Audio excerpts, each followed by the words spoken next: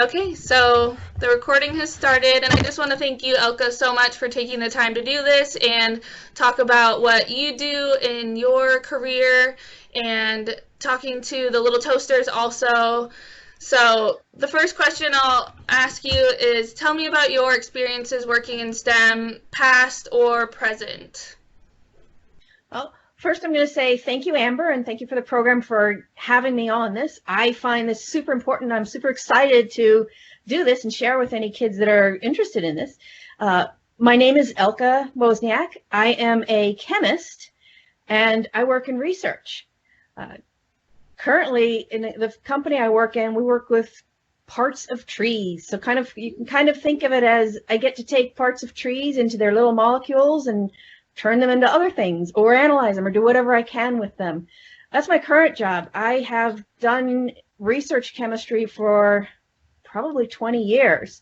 I've been exposed to a lot of different fields that's given me a chance to see science and engineering and how it works in the world. A lot of the work I've done, I've had one nice thing on research. I've gotten to work on medical and type products. I've gotten to work on recycling type products. I've gotten to work in industries with safety, with firefighters. I was a hazmat responder. There is so much you can do with science because it's everywhere. So that makes it a lot, not just it's not just work. You can pull a lot of fun into it. Even with art, I've seen it in art. So what is it? What was it about science? How did you become interested in the field? Good question. For me, my dad was a scientist. He was a physicist and an engineer, and he had a passion for it. Not only that, he liked science fiction. So he brought stories into it about things in the future. And he shared that passion with me, and I looked up to him for quite a bit, and I just kept thinking, well, if he's doing it, why can't I? My dad also was very much had the attitude of it didn't matter who I was, I could do anything I wanted. And he loved sharing the science. We would go out into the woods and talk about rocks and their formation and the chemistry and the crystal structure of why it would form a mineral or a certain type of crystal. Or we would look at the stars and talk about the astronomy, or even when we would sit there and watch a rodeo, we would talk about the gravitational forces a rodeo rider was going through, like when they're riding a bull or a horse.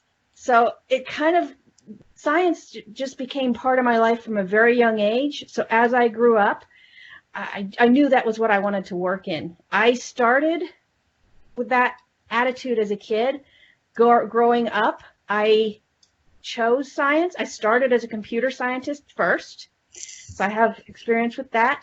I then took that and decided I wanted more of a core science and went back and went into the field of chemistry. You can think of the main core sciences being physics, chemistry, and biology, and then they all branch off. And I thought chemistry is everywhere. Why not see how I can apply it? And that opened up that opened up the world for me because I can apply that everywhere.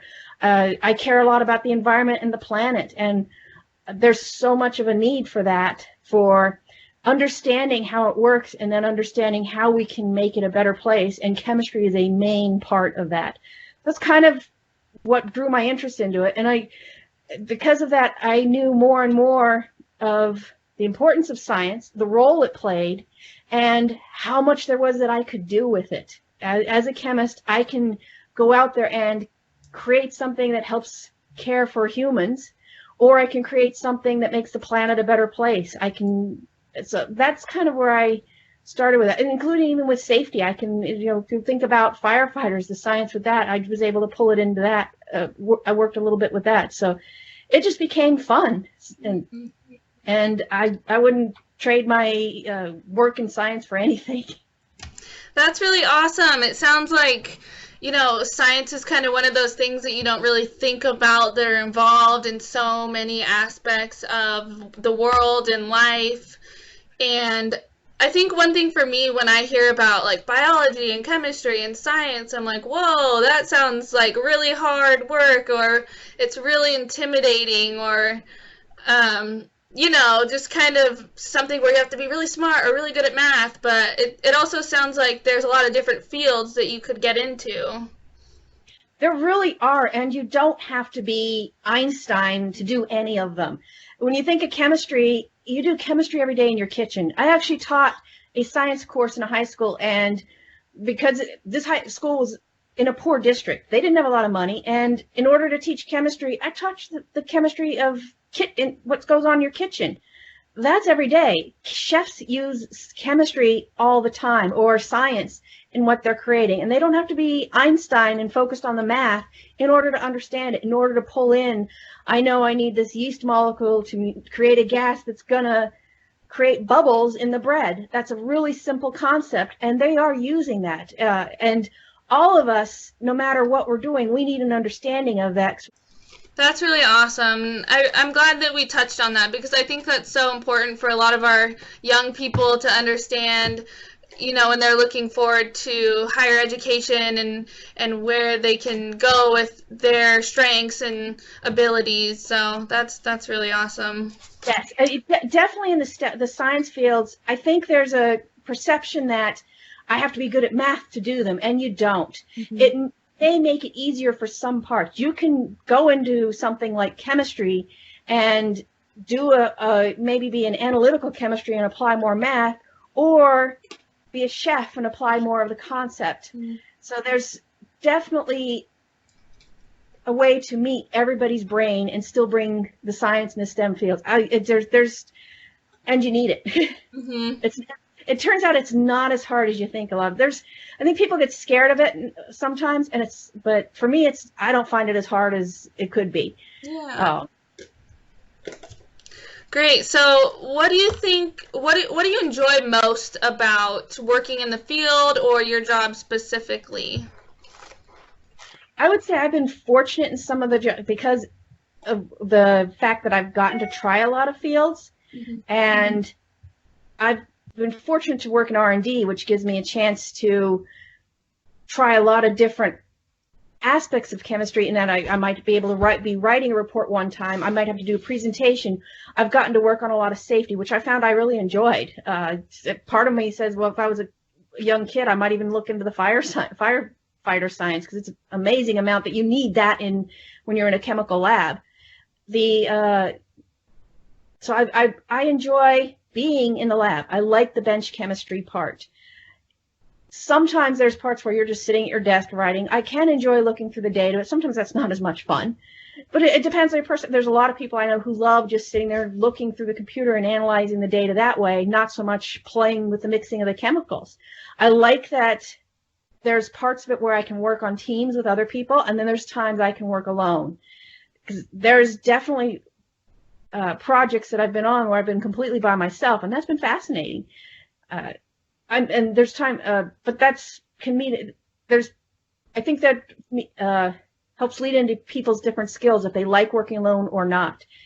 I ended up finding out that I like also working on teams. I thought as growing up, I was very much more of an introvert, and I liked working alone. And then in doing this, I ended up finding out I do like working in teams. I like seeing how people work together, and that was fun. I've actually found I like standing in front of a group doing a presentation. I hated it as a kid, but if I'm passionate about it, I like teaching it. I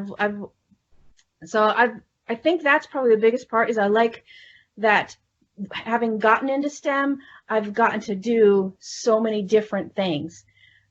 And being in the research, there are some downsides, but you switch around from project to project. That's made it kind of fun. Yeah, so it sounds like, again, there's just a lot of different types of avenues and roles that people will have throughout, being in the field.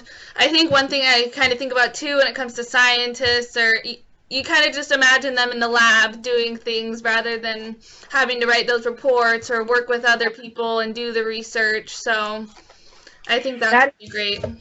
Yes, that is one of the things you have to consider. You do think of being in the lab part of it. And I know if you take chemistry in high school, you'll have the lecture and you'll have the write-ups, and then you have the labs. Mm-hmm. In industry, in any field, you might have a mix, and you may find that the lab work is not the hugest portion. You may end up doing a lot more write-ups, and the write-ups are a huge part of it. You've got to write up to get money to do your project or anything like that. you may end up as a chemist working in an oil field where you're not using quite as much of your chemical skills, but you need to understand it to make sure everything's safe. So there's and you can be very physical. Some of those jobs are very physical. Some of them have a lot of high danger you have to worry about.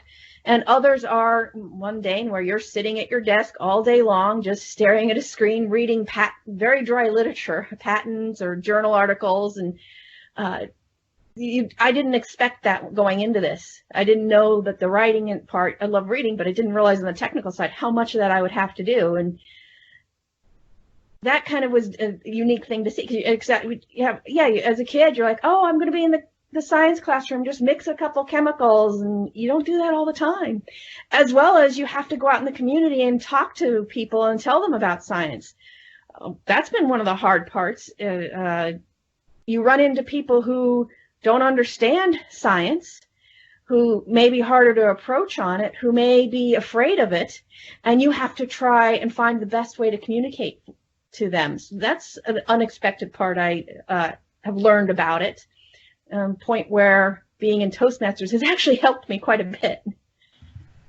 Yeah, and that's perfect into our next question, since you are a part of Toastmasters International, which is a large public speaking group where group members come and they get to learn various public speaking techniques, and that's kind of what Little Toasters is a spin-off of.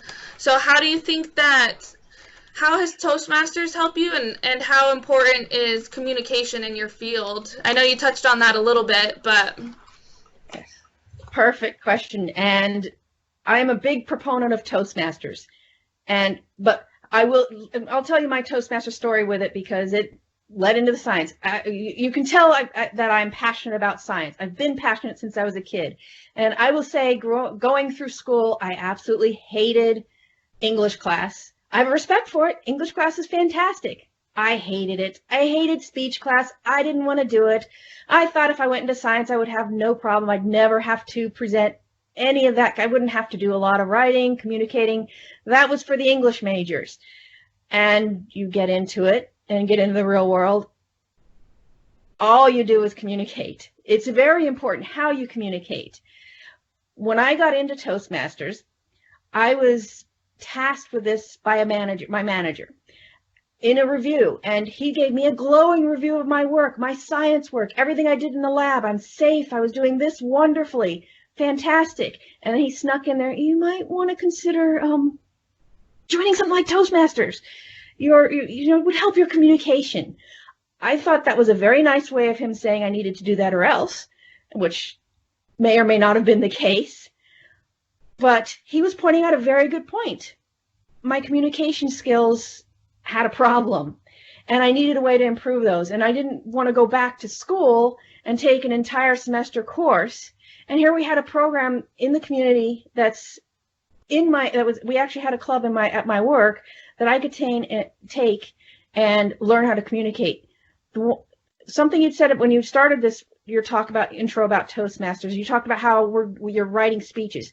Toastmasters is a lot more than that. The communication part and the speak skills is fantastic. You need to learn how to write those, because you're communicating when you're speaking. You also need to learn how to listen. So that's the other important part of Toastmasters, is the listening and giving feedback. When you hear a speech, can you critique that speech? Can you give the person feedback? If there's a speaker and they have a lot of they're repeating themselves a lot, that interferes with the listener understanding what they're trying to say. Can you give them feedback and help them? That's the critique part of Toastmasters, is a skill that not a lot of people have. And I think you learn a lot of that there. And then the third part of Toastmasters you get is that leadership skill building. We talked a little bit about how I've gotten in front of people.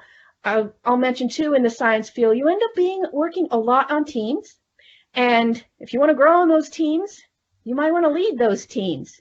You need to know how to lead a group of people that are dramatically different from each other. That's whether you're in a STEM field, or when I was a teacher, or even when I was once a computer programmer and worked in the business world, same thing. You're going to work on teams, and you need to sometimes learn how to function on those teams as well as how to lead them. In a meeting, you may need a skill of how do I keep it within the time frame? How do I keep people on track? And or how do I even get people to come to a meeting? You might be out in your community and running a volunteer opportunity and trying to get people to volunteer for your maybe recycling program. You might want to get people to recycle, and you have to present. So those leadership skills, Toastmasters surprisingly had a great program for teaching that. And especially when that, like I know when the clubs I've been in, we meet weekly or every other week, that reiterated those skills. And in doing that, I found in my career, it only took me 1 to 2 years before I was getting feedback from people on how well I spoke, and I was getting other opportunities to do more with my communicating, as well as to lead some teams. And I ended up even doing and winning the speech contest at one point. I think this was only 2 years into my Toastmasters. I started trying the speech. I would have never thought I could do that. I found I was able to and made it through like 1 or 2 levels. I forget how far I got on that one.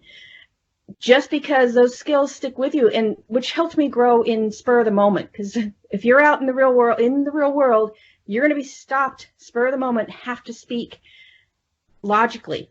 Your brain needs to have that skill to rely on. So yeah, that's what you learn in Toastmasters is actually really, really important to everything you do if you're going to go into the STEM field, because you have to talk about your work and add on one more feature if you're for female, which or that you've got to learn how to communicate even better than some others sometimes. So there's a whole aspect to that you need. That I found the mix of my joy in STEM fields mixing it with the Toastmasters has really helped me in everything that I do. Thank you, Elka. That was such a great explanation of how Toastmasters has really helped you in your field, and an explanation as to, the benefits that you get from being a part of a group like Toastmasters, not even the speech writing, but the leadership and communication and just team building also, which is really great. Yes. Do you think that being a part of a Little Toasters group at a younger age would have helped you throughout school, or do you think you would have seen any benefits earlier on in your life? Yes, I think I might have fought doing it when I was younger because I think I mentioned I was an introvert. I didn't want to do these kind of things. If I could have heard from others that, hey, this was a part of science, maybe I would have tried it, and it could have built my confidence up a lot sooner. I think I mentioned that I at one point was a computer programmer. When I first got to school, I was in that field, but I had very, very little confidence. If I had to talk to the manager of the company or the owner of the company, I'd burst into tears. It was very difficult. And if I had started earlier practicing talking and practicing communication, I'd have gotten through that. And by the time I'd have been in a real job, I wouldn't have been so scared of just saying hi to an owner of a company. So yeah, as scary as it is, even as a little kid, if you build those skills at a younger age, it definitely will be something you can rely on as you get older and as you build a skill. And it doesn't take much. Even if you can get yourself comfortable in front of people, and when you get to later years and later skills as you learn them, you're going to have that much more skill to rely on. You're just going to be building on it. So yeah, definitely, I would have learned a lot. I think I would have had a lot more confidence, and I probably would have gone into chemistry a lot sooner than I did in my career. Because like I said, I started off with the computer programming and just working in the business world, but not in what I really was passionate about. I think I would have gone for more of my passions had I built some of that confidence and skill that I did with Toastmasters. Yeah, that's really what Little Toasters is about, just getting young girls comfortable with speaking and having confidence and talking about whatever topic that they're passionate about, and also teaching them that they can go after those things that they are really passionate about. So that's really great. Yeah, I definitely have seen. I may have seen it earlier in my career or later in my career. Mm-hmm. I do think I would have benefited from it had I started earlier.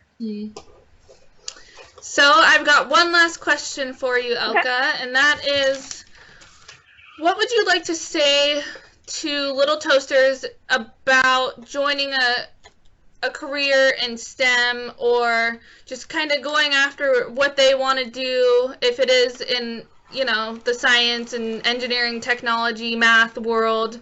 Do you have any encouragement or any words of wisdom you'd like to share with them? First thing I would say is go for it.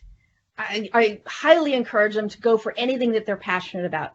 Second thing I would like to say is don't expect it to be that dream you had as a kid. What you dream of as a kid is a little bit fantasy.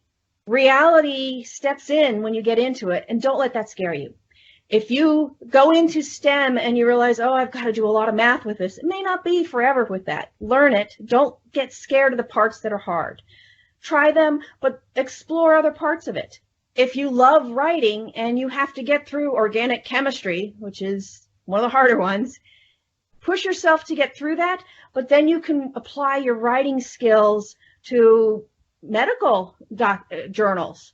You may not be actually using the math skills. You can still use your writing skills and have that understanding. So I would say, because science is everywhere, get excited about it and see where you can apply that and where best your fit is. And don't be afraid of trying it, but definitely be realistic. And realize there's parts of it you're not going to like, and there's parts of it that are hard that you're still going to have to do. And don't let that scare you off of still doing it. That's really great advice, Elka. Thank you so much for taking the time to talk about your passion. You can tell that it's something that you are really passionate about. And your experience with Toastmasters and just all of it, I think, is really inspiring. And I know that I learned some new stuff today, that I can take with me. And I know that the little toasters will also. So thank you. Well, I want to thank you, too, for giving me this opportunity. Okay.